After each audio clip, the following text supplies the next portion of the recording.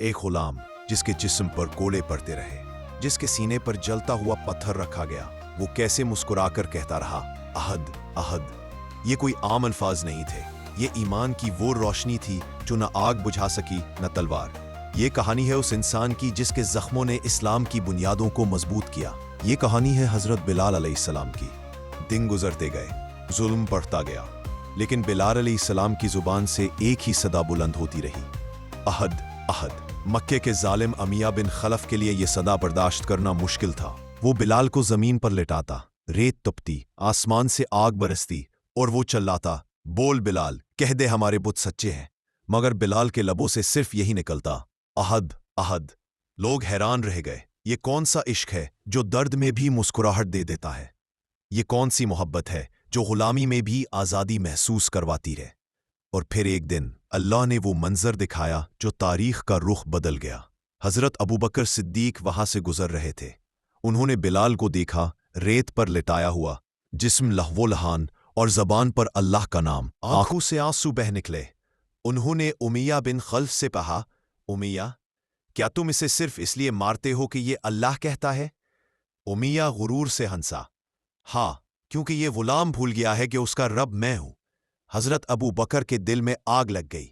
उन्होंने कहा, नहीं उमैया, ये गुलाम नहीं है, ये अल्लाह का दोस्त है और आज से ये आज़ाद है। उन्होंने फौरन भारी रकम अदा की और बिलाल को आज़ाद करवा लिया। वो लम्हा सिर्फ एक गुलाम की रिहाई नहीं थी, वो ईमान की जीत थी, जुल्म की हार थी। बिलाल के जिस्म पर जख्म थे मगर दिल मुतमईन। उन्होंने आसमान की तरफ देखा और आंसुओं के साथ कहा, या अल्लाह, आज मेरा जिस्म आज़ाद हुआ है, लेकिन मेरा दिल तो उसी दिन आज़ाद हो गया था जब मैंने कहा था, अहद। दोस्तों, अगर तुम्हें बिलाल का ये सब्र, ये ईमान, ये रोशनी दिल के अंदर तक महसूस हो रही है तो बस एक लम्हा लो, इस वीडियो को लाइक करो और सब्सक्राइब करो इस चैनल को, ताकि ऐसी कहानियां तुम्हारे ईमान को भी जगाती रहे। सलाम। जब नबी करीम सल्लल्लाहु अलैहि वसल्लम मदीना पहुंचे तो एक दिन आप सल्लल्लाहु अलैहि वसल्लम ने बिलाल से फरमाया, बिलाल, तुम्हारी आवाज में बरकत है, उठो, अजान दो। बिलाल आगे बढ़े। उनकी आंखों से आंसू बह रहे थे, होंठ कांप रहे थे और दिल में वो लम्हे ताजा थे जब वो रेत पर तड़प रहे थे। मगर आज वही जबान जो कभी ओहद ओहद कहती थी, अब अल्लाह के हुक्म को बुलंद करने जा रही थी। बिलाल ने पहली अजान दी, अल्लाहु अकबर, अल्लाहु अकबर। जमीन थम गई, हवा रुक गई, दिल पिघल गए। ये सिर्फ आवाज नहीं थी, ये ईमान की सदा थी। ये वो लम्हा था जब एक गुलाम आसमानों पर गूंजा। नबी सल्लल्लाहु अलैहि वसल्लम ने फरमाया, बिलाल, तुम्हारी आवाज ने मेरे दिल को जन्नत की खुशबू याद दिला दी है। बिलाल रो पड़े।